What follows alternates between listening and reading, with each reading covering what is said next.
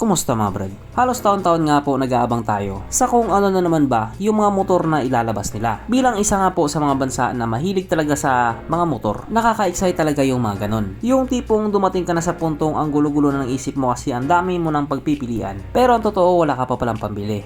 Kaya ang mangyayari, mamiruisyo na lang muna. Mas maraming mapiruisyo, mas masaya. Sabi nila.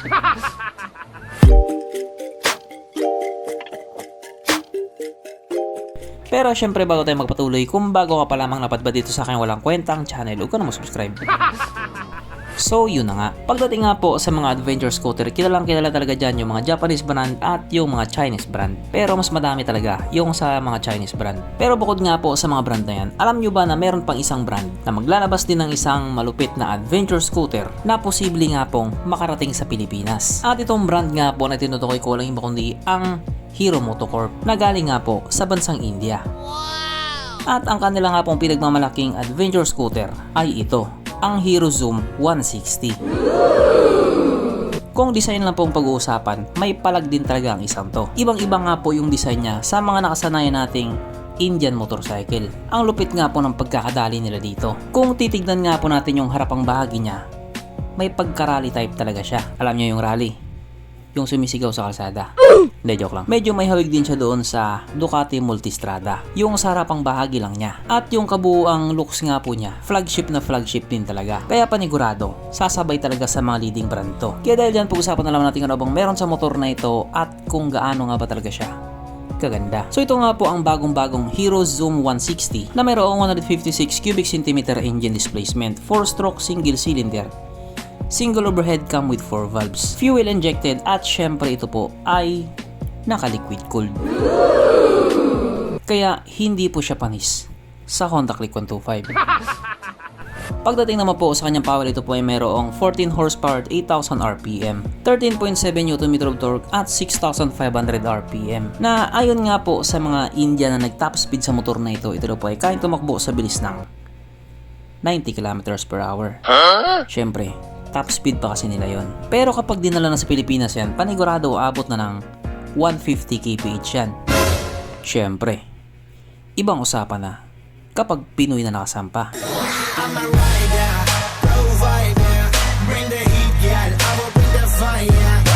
Ang kanyang tangke ay kaya magkarga ng 12 liters fuel tank capacity na kumukonsumo naman po ng 40 kilometers per liter. So para nga po sa isang adventure scooter na 160cc, matipid na po siya sa gasolina. Ang sukat nga po ng kanyang gulong ay 14 inches. 120 by 70 by 14 sa harap at hindi ko na alam yung likod. Kulang-kulang kasi yung info. Pagdating naman po sa kanyang braking system, ito po ay naka-disc brake sa harap.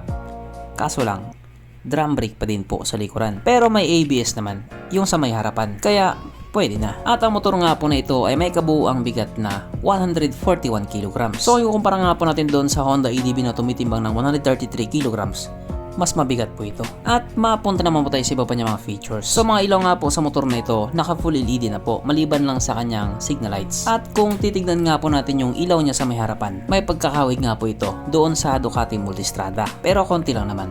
Konting-konti lang. Ang kanyang gauge panel, ito po ay naka full digital. At dahil ito nga po ay bagong labas na adventure scooter, syempre, nakakilis din po siya. Katulad sa napakadaming motor ngayon, nakakilis na. At akalaan nyo ba naman, present din po sa motor na ito ang walang kamatayang ISS or idling stop system. So sa 84,000 pagkakataon nga po, uulitin ko na naman to. Ito nga po yung mekanismo na kapag nakahinto ka sa isang traffic light at hindi mo pinihit yung silinyador sa loob na 3 or 5 segundo, kusa nga pong mamatay ang makina sa motor mo.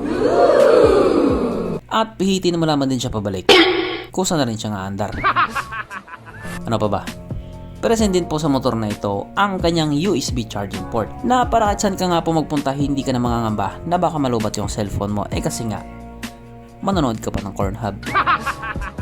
Kaso lang, ang isa nga po sa pinakawalang kwentang feature sa isang motor, nilagay din po nila dito sa motor na ito. Yes po, meron din po siyang Smart Connect na wala naman daw talagang connect. Buti pa yung wifi ng kapitbahay mo, pwede kang makakonect.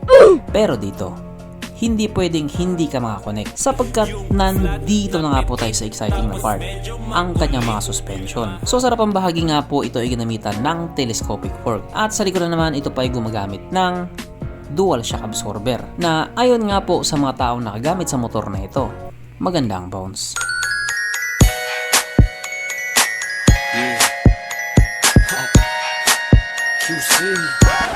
At dahil alam kong gusto mo pa, meron pang isa.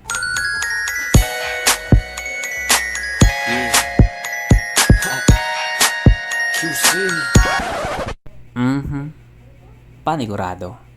Wala na namang nalungkot. At dahil wala nga po nalungkot, alamin na po natin kung present nga ba sa motor na ito yung tatlong pinaka-importanting features. So, una na nga po dito ang kanyang lagayan ng istalyon. At good news mga brad, meron siyang ganon. Meron siyang lagayan ng istalyon. Kaso lang, wala po siyang sabitan ng pulutan.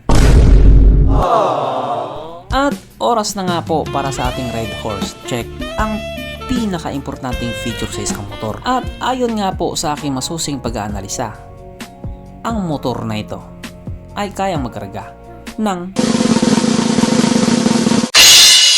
isang kahong Red Horse, pero kasya pa isang kahon sa kanyang underseat compartment.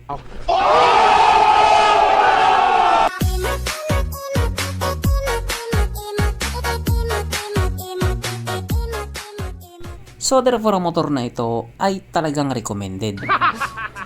At regarding naman po sa presyo niya, ito hindi pa official pero estimated nga po nila. Papatakdo po ito ng 145,000 Indian rupees. Na kung i-convert nga po natin into Philippine peso, ito po ay papatak ng 101,000 pesos. So ikukumpara nga po natin sa Honda EDB 160 yung presyo niya. Milya-milya po talaga ang pagitan nila. Di hamak na mas mura po itong Hero Zoom 160 na galing nga po ng India. At kung iisipin nga din po natin, mas mura pa siya doon sa ibang adventure scooter na made in China.